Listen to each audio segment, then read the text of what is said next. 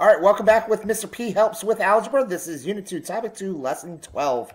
All right, this warm-up starts off with a lot of linear equation stuff, so a lot of slope-intercept, and something new for you that you might not have seen yet. This is called point-slope form.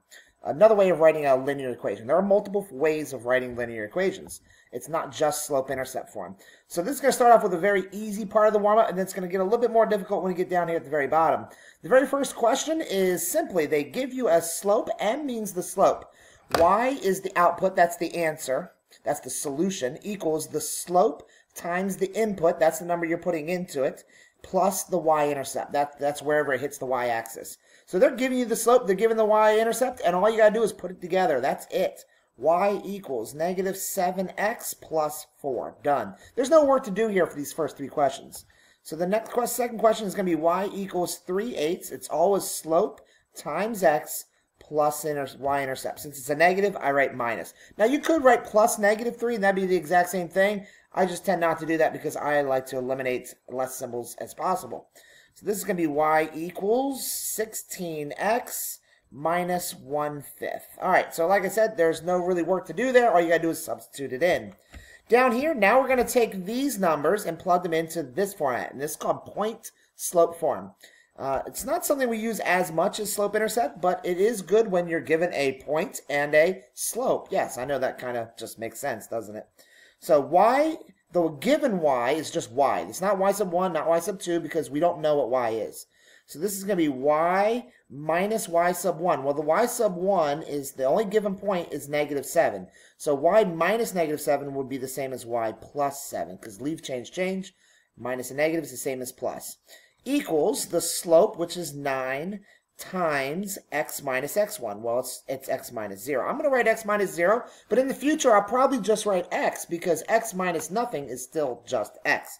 So once again, there's still no work to do here. We're just plugging in numbers. So this one's going to be y minus 1, because 1 is the y, equals the slope, 2/3, times x minus x1, which is x plus 6. It's the opposite because, once again, minus a negative makes plus.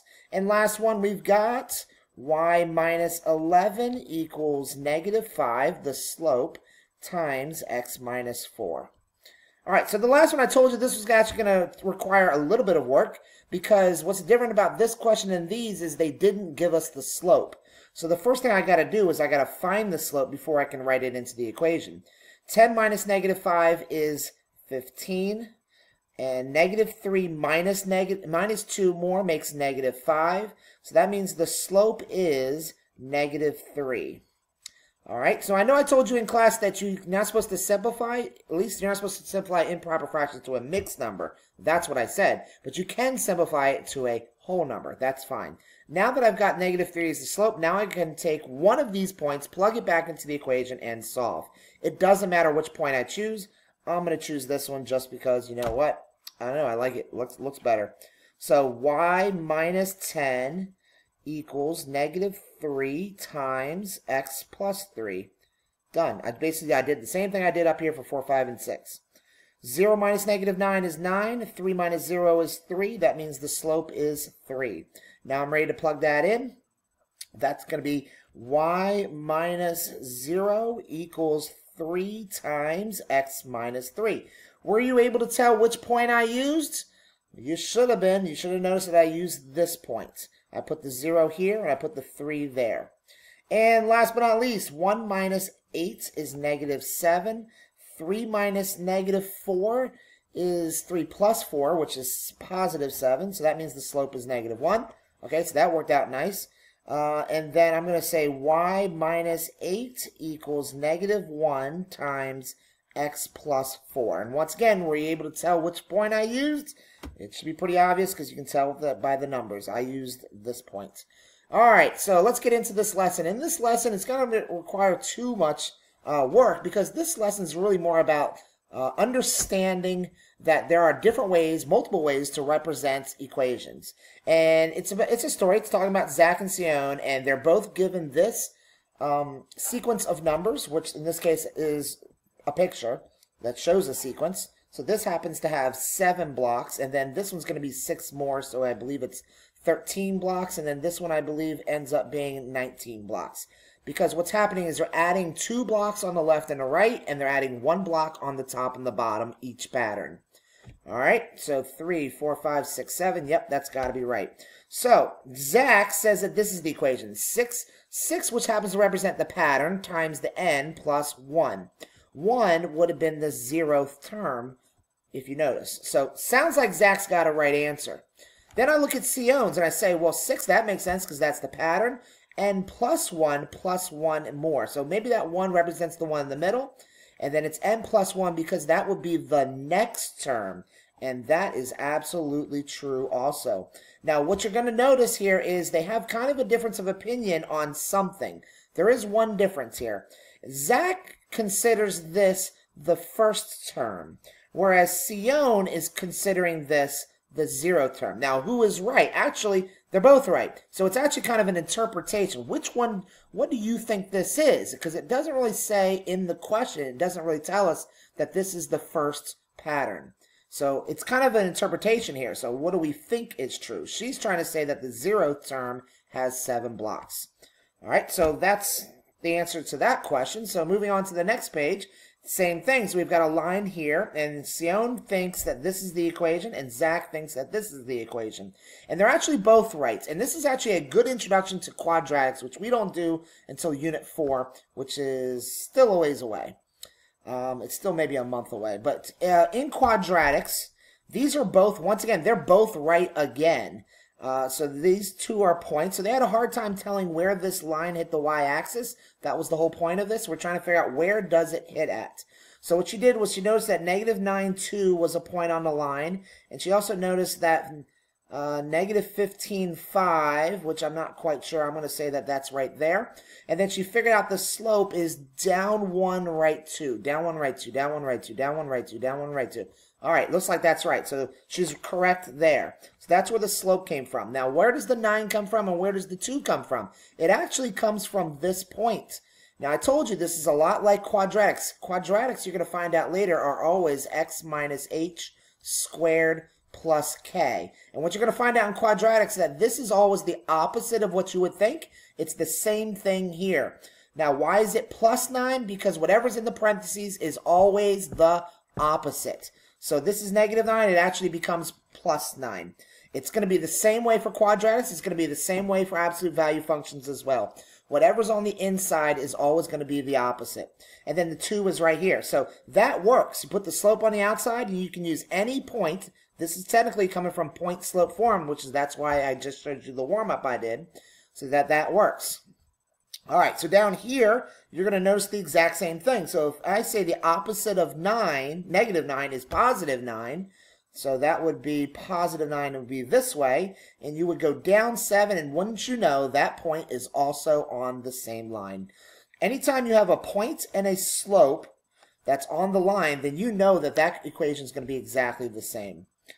So like I said, so what you should be taking away from this is that whatever's on the inside of the parentheses is always the opposite. Now, this homework gets a little crazy because there's not a whole lot of blocks, and sometimes the numbers are going to be either increasing or decreasing by a whole lot.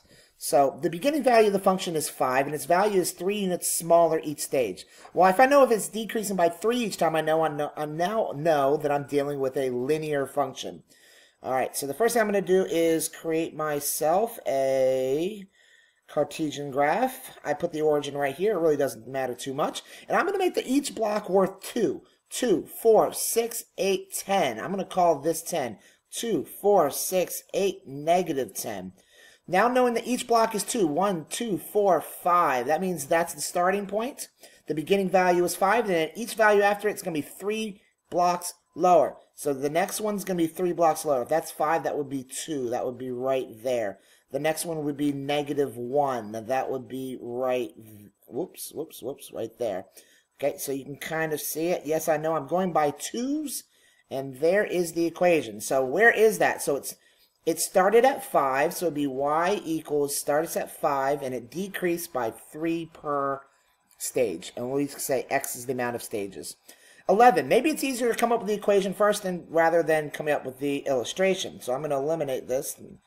So the beginning value is 16, and its value is 1/4 as big. So y equals 16 times 1/4 to the x power. So if we're going to assume that the beginning means the 0th term, I kind of have to make my own assumption on that.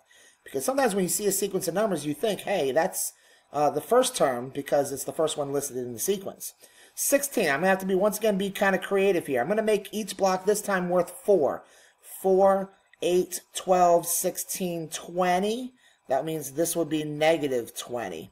16 would start right there, and it's going to go, let's see, if it's 1/4 of that, 1/4 of 16 would be 4, 1/4 of that would be 1, and so forth, and it's going to be a hyperbola. Looks like that. All right, 2 questions down, 2 to go. At the beginning value is 1, and the value is 10 times larger. Multiplication, that's a geometric sequence, so we now know it's exponential. 1 times 10 to the x power, once again assuming the beginning value means the 0th term. Starts at 1 and it becomes 10 times larger. This time I'm going to make each box worth 10. 10, 20, 30, 40, 50. Let's call this 50. Let's call this negative 50. It starts at 10 and it's going to get, oh wait, no, I'm sorry. It starts at 1. Let me backtrack. So it's going to start at 1 and then it's go times 10 times 10. It would be 100, which I cannot fit on my graph. It's going to go up very, very, very quickly. Last one. The beginning value is negative 8, and its value is 2 units larger. So that's an arithmetic sequence. Y equals, starts at negative 8, and it's going to add to each stage. All right, so make my Cartesian graph. I'm going to go by 2s, 2, 4, 6, 8. Okay, I'll call that 8. I know I kind of messed up there. So it starts at negative 8. So it's going to start down here at negative 8. I cannot see that. Sorry, I don't have time to fix it. So you would start down here at negative 8, put a dot, and then go up 2, right 1, which is actually up 1 block, right, a half a block. All right, up 2, right 1, up 2, right 1, up 2, right 1. And what you end up with is a straight line that hits down here at negative 8. All right. Thanks for watching the video. If I helped you out, please give it a like. And yes, this is the first time I've said this. Please make sure that you follow my YouTube channel. All right. Thanks for watching.